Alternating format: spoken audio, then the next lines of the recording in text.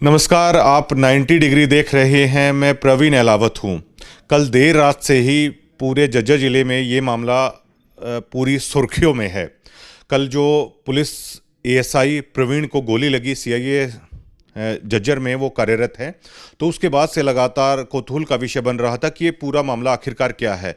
अभी कुछ ही देर पहले जो डीसीपी क्राइम झज्जर हैं अमित दहिया, उन्होंने प्रेस ब्रीफिंग करके है वो सारे मामले की जानकारी दी है और उसमें निकलकर सामने ये आ रहा है कि पंकज अहलावत हैं।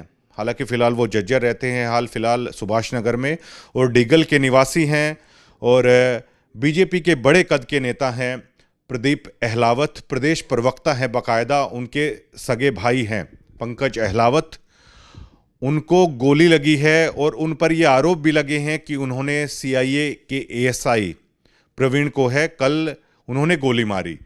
लेकिन ये सारा मामला आपको एक बार तफसीश से हम समझा देते हैं। कल पंकज अहलावत अपने दो साथियों के साथ झज्जर के गैलेक्सी होटल में बातचीत कर रहे थे किसी अदर ग्रुप के साथ, और उस बातचीत के दौरान पंकज अहलावत की उनसे बहस हो जाती है। और जब बहस हो जाती है तो पंकज के पास लाइसेंसी रिवॉल्वर था और वो लाइसेंसी रिवॉल्वर निकालकर उनको दिखाते हैं।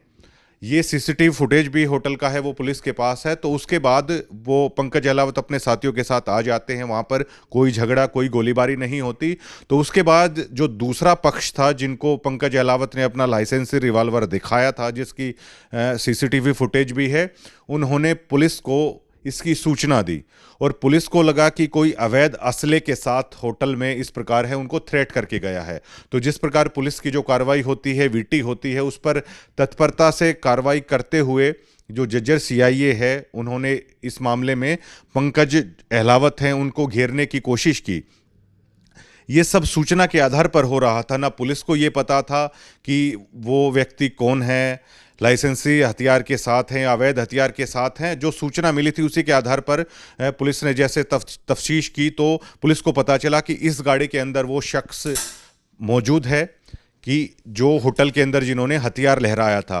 पुलिस ने 3-4 बार है वो पुलिस के मुताबिक उन्होंने गाड़ी आगे अड़ाई है और जैसे ही शीशा उतरवाने की पुलिस ऑफिसर ने कोशिश की तो पंकज ने मतलब गोली चला दी अपने लाइसेंसी रिवॉल्वर से।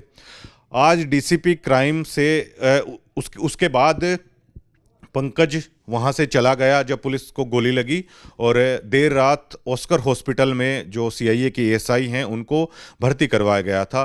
फिलहाल वो आईसीयू से बाहर आ चुके हैं, उनकी हालत खतरे से बाहर बताई जा रही है। उसके बाद लगातार नाकेबंदी हुई और 3-4 घंटे की कड़ी मशक्क़त के बाद बेरी में दोबारा से मुठभेड़ होती है और उस मुठभेड़ में पंकज के पैर में गोली वो लगी है। जो अन्य दो साथी, उनको नाम नितेश, जिन पर 5 मुकदमे दर्ज हैं, रोहित, जिन पर 3 मुकदमे दर्ज हैं, और पंकज का कोई खास आपराधिक रिपोर्ट, कोई भी हीनियस पंकज के ऊपर दर्ज भी नहीं है। जो डिगल निवासी हैं, दिल्ली के आरकीपुरम में जो पुलिस के मुताबिक है एक छोटा सा 420 का केस है, उनके ऊपर दर्ज है। मतलब पंकज का कोई ऐसा हीनियस आपराधिक रिकॉर्ड नहीं है। तो वहाँ पर पंकज को गोली लगी। बताया जा रहा है कि रोहतक पीजीआई के ट्रामा सेंटर में उनका भी इलाज चल रहा है। अब इस मामले में पूरी खींचतान है वो चल रही है। आज जब डीसीपी क्राइम अमित दहिया से पत्रकारों ने बार बार कहा कि सर 3 से 4 बार अगर किसी शख्स की गाड़ी के आगे, मान लो आपकी गाड़ी है और सीआईए स्टाफ कोई ऐसा नहीं होता कि उसके ऊपर सायरन होता है या पुलिस या वर्दी में होते हैं, आम लोग पहचान ले, ऐसा नहीं होता, तो क्या कोई शख्स अपने सेल्फ डिफेंस में क्या वो फायर नहीं करेगा? उसके जवाब में झज्जर क्राइम डीसीपी अमित दहिया कहते हैं कि अगर आपकी गाड़ी के आगे 3-4 बार अगर कोई गाड़ी से ऐसे रोकने की कोशिश करेगा तो क्या इसका मतलब गोली चला दोगे? ये बड़ी हैरानी होती है कि एक पुलिस ऑफिसर का इस तरह का बयान। उसके बाद 3-4 बार मान लीजिए आप गाड़ी अड़ा देते हो, सिविल ड्रेस में आप हो और आप उतर कर आते हो, तो क्या एक आम व्यक्ति ये नहीं समझेगा कि कोई जिसकी थोड़ी देर पहले किसी से बहस भी हुई है? हरियाणा में इस तरह के हालात हैं, क्या आम व्यक्ति से इस तरह की गलती क्या नहीं हो सकती है? और ऐसा भी हो सकता है जब 3-4 बार ऐसा कहा जा रहा है कि मान लीजिए आप 3-4 बार अगर आप किसी गाड़ी के सामने इस तरीके से गाड़ी लगा रहे हैं और देर रात का वक्त है, तो क्या एक आम आदमी और उसमें से सिविल ड्रेस में से कुछ लोग उतरते हैं और अगर सामने वाले को ये लगता है कि उनके पास भी अगर वेपन है और आप शीशे पर नोक करके अगर खुलवाने की कोशिश करते हैं, तो क्या आम आदमी अपनी लाइसेंसी रिवॉल्वर से उसके पास आखिर क्या रास्ता बचता है? तो चूक वहाँ पर भी हो सकती है कि उसके बाद ये लगा हो कि जो अधिकारी उतरे हैं उनका वेपन देखकर पंकज को ये लगा हो कि उनको थ्रेट है, उनकी जान को खतरा है और उन्होंने वहां पर उनको फायर कर दिया हो। ये सारी चीजें हो जाती है। लेकिन डीसीपी क्राइम जज्जर अमित दहिया मानते हैं कि अगर देर रात का वक्त हो और आपकी गाड़ी को बार बार ब्लॉकेज किया जा रहा हो और बार बार मतलब इस तरीके से कि सामने वाले को लगे कि हाँ ये थ्रेट है और आप उतरिए बेशक से, और बेशक से आपके वो जो पुलिस अधिकारी हैं, हालांकि पंकज को क्या पता वो सिविल ड्रेस में है, वो पुलिस अधिकारी हैं, और उनके पास किसी को वेपन दिख जाए तो वो उनका मानना है डीसीपी क्राइम जज्जर का, तो क्या आप सेल्फ डिफेंस में मतलब किसी पर गोली चला दोगे? तो यहाँ पर डीसीपी जज्जर अमित दहिया को ये बताना होगा कि आखिर सेल्फ डिफेंस किसे कहा जाता है। देर रात को अगर किसी की गाड़ी को ब्लॉक कर दिया जाए, किसी की गाड़ी को बार बार आखिरकार रोका जाए, उसके पास लाइसेंसी हथियार है और बिल्कुल जब उसे ये लगे कि उतर कर आपकी गाड़ी को रोक दिया गया है और उतर कर लोग उतर कर आ रहे हैं सिविल ड्रेस में, तो आखिर थ्रेट किसे कहा जाए? वो फिर आखिरकार अपने लाइसेंसी रिवॉल्वर से करे तो आखिरकार क्या करे? फिर किस लिए उसने सुरक्षा के लिए अपने पास वेपन रखा है, और जो कि एक बिजनेसमैन हो। और इसको लेकर जब हमने पूछा कि वो राजनीतिक परिवार से आते हैं, क्योंकि उनके जो बड़े ब्रदर हैं जो प्रदीप अहलावत हैं वो बीजेपी के भाजपा प्रवक्ता भी हैं। हालांकि अभी तक प्रदीप अहलावत ने इस मामले में कोई भी प्रेस ब्रीफिंग है नहीं की है, लेकिन ऐसा बताया जा रहा है कि वो भी अपने स्तर पर इस मामले को गंभीरता के साथ हैं वो देख रहे हैं। और अभी हालांकि उनकी प्रेस कॉन्फ्रेंस आनी बाकी है, लेकिन ये जो पूरा मामला है, ये पूरा मामला बिल्कुल पेचीदा सा हुआ दिखाई देता है, क्योंकि पुलिस को भी जो सूचना मिली उस सूचना के आधार पर पुलिस को लगा कि किसी के पास अवैध असला है और उसने होटल में इस तरीके से वो हथियार है वो दिखाया है और उसके बाद वो लोग फरार हो गए हैं। तो पुलिस पूरी श्योर थी कि इसमें अपराधी हैं या यही वो गाड़ी है। और उधर से पंकज अहलावत को भी कोई भी ऐसा नहीं लगा, क्योंकि जो सीआईए स्टाफ होता है उसके पास कोई ऐसी गाड़ियां नहीं होती कि जिसको देखकर आसानी से अंदाजा लगाया जा सके कि ये पुलिस वाले हैं। पुलिस की वर्दी में हो तो आप आसानी से अंदाजा लगा सकते हैं कि ये पुलिस वाले हैं। तो पंकज अहलावत को भी आखिरकार कैसे लगता है ये पुलिस वाले हैं, पुलिस ऑफिसर हैं, इनके ऊपर फायर ना किया जाए। तो पूरी तरीके से ये मामला पूरी तरीके से पेचीदा है और इसको लेकर हमें लगता है कि रार है वो काफ़ी बढ़ने वाली है। लेकिन जज्जर पुलिस के बयान देखकर हमें ऐसा लगता है कि वो उस मामले को लेकर पूरी तरीके से सख्त हैं। दूसरी तरफ प्रदीप अहलावत भी कोई छोटी शख्सियत नहीं है, उनका भी प्रेस ब्रीफिंग अभी आनी बाकी है, वो अपने स्तर पर क्या कर रहे हैं। लेकिन ये बड़ा पेचीदा मामला है जो जेर में हुआ है, जो चारों तरफ चर्चा का विषय है। डिग्गल पंचायत भी इस मामले को लेकर अब से कुछ ही देर पहले जो पुलिस के उच्च अधिकारी हैं, डॉक्टर राजश्री हैं, उनसे मिलने के लिए इस मामले में आई हैं और कहा जाए कि प्रदीप अहलावत भी इस मामले को गंभीरता से ले रहे हैं। और अभी तक इस मामले पर यही अपडेट है और जो भी आगे अपडेट है इस मामले को लेकर आती रहेगी वो हम आपको बताते रहेंगे। लेकिन जो डीसीपी क्राइम है उनके बयान की चारों तरफ चर्चा है इस मामले को लेकर हो रही है कि अगर कोई भी आपकी गाड़ी को देर रात को इस तरीके से ब्लॉक करने की कोशिश करे और इस तरीके से करने की कोशिश करे और उनके पास वेपन भी हों और आपकी गाड़ी के दरवाजे तक आ जाएं और उसे ये ना पता हो कि ये पुलिस वाले हैं, तो भी आपको अपने सेल्फ डिफेंस में कुछ नहीं करना है। ये पत्रकारों ने वहां पर पूछा भी था।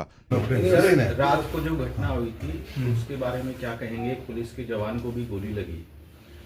देखिए, ये कल रात को करीब 10 बजे के आसपास की घटना है और हमें एक सूचना ये मिली कि हमारे एक मुलाजिम एएसआई प्रवीण को जो है उसको गोली लगी है, जिसको ऑस्कर हॉस्पिटल में एडमिट करवाया गया है, जिस पर हमारे सभी सीनियर अधिकारी CP ma'am, DCP Jhajjar sir और हम लोग सभी जो है और सीआईए की टीम्स वहाँ जाकर जांच पड़ताल करी कि इशू क्या था। सबसे पहले हमारा सबसे मेन काम था कि हमारा जो मुलाजिम है उसको कितनी चोट लगी और डॉक्टर से बात करके उनका ऑपरेट करवाया गया और एक ऑपरेशन उनका सुबह हुआ है और अभी वो खतरे से बाहर हैं। और साथ में दूसरी जो सीआईए टीम्स हम लोगों ने जिसने गोली चलाई उसकी धरपकड़ के लिए हम लोगों ने लगा दी गई थी। इन्वेस्टिगेशन के दौरान ये पता चला कि एक मुठभेड़ हुई थी जिसमें हमारा मुलाजिम जब एक गाड़ी को जिसमें आरोपी जिसका नाम आ रहा है पंकज, उनके पास एक नाजायज़ असले की इंफॉर्मेशन पे टीम गई थी, जिसको सापला बाईपास के पास रोका गया था। और जैसे ही उन्होंने अपना इंट्रोडक्शन दिया तो इन्होंने शीशा नीचे करके उस पर गोली फायर कर दिया और फिर फरार हो गया। पुलिस ने सभी ज़िलों के जो हमारे पड़ोसी ज़िले लगते हैं सब पर नाकाबंदी करवा दी और विद इन डिस्ट्रिक्ट भी नाकाबंदी करवा दी। वो बेरी साइड एरिया के अंदर भागते हुए नज़र आए, जिस पर सीआईए टीम ने उनका पीछा किया। वहाँ पर भी जाके दूसरी मुठभेड़ 1.5 घंटे बाद दोबारा फिर हुई, जिसमें 2 फायर उनकी तरफ से हुए और पुलिस ने रिटेलिएशन के अंदर फायर किया, जो कि उसके पैर में गोली, टखने में गोली लगी है। उसके बाद आरोपी को मेडिकल सिविल हॉस्पिटल में एडमिट करवाया गया, जहां से उसको रेफ़र कर दिया गया रोहतक पीजीआई। इन दोनों की अलग अलग 2 एफआईआर एक सिटी झज्जर के अंदर दर्ज कर ली गई है और एक एफआईआर बेरी थाने में दर्ज कर ली गई है। सर, ये परिवार वाले लोग ये कह रहे हैं कि ये फर्जी मुठभेड़ है।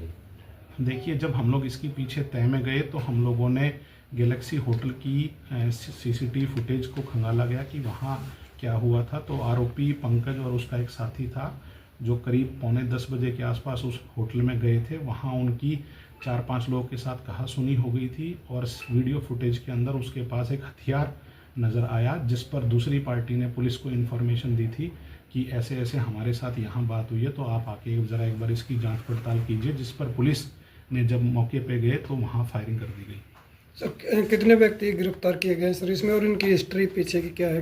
देखिए, इसके अंदर एक जो आरोपी पंकज है वो क्योंकि गोली लगने से रोहतक पीजीआई में रेफर है, उसके लिए स्क्वाड और आईओज वहाँ गए हैं। उसके इलाज के बाद उसको एज पर लॉ अरेस्ट कर लिया जाएगा। इसके अलावा 2 लोग जो और बेरी साइड में जब ये मुठभेड़ हुई थी दूसरी वाली, वहाँ 2 लोगों को और अरेस्ट किया गया। उसमें एक के ऊपर 5 पर्चे दर्ज हैं।